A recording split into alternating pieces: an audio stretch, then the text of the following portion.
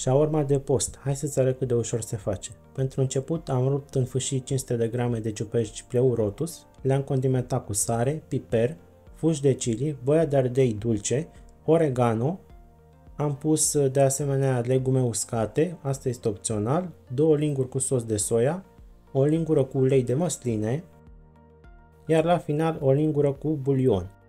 Am amestecat bine și am lăsat aceste ciuperci deoparte. M-am ocupat de cartofi pe care i-am condimentat, am pus puțin ulei, am pus legume uscate, fuși de chili, piper, oregano și sare.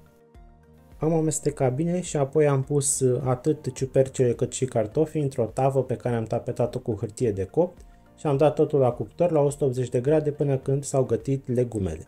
Am făcut un sos din iaurt, tahini, puțin ulei de măsline, lămâie și usturoi. Dacă țineți post, folosiți un iaurt vegetal. Am pus pe o lipie puțin sos de usturoi, ciuperci, cartofi.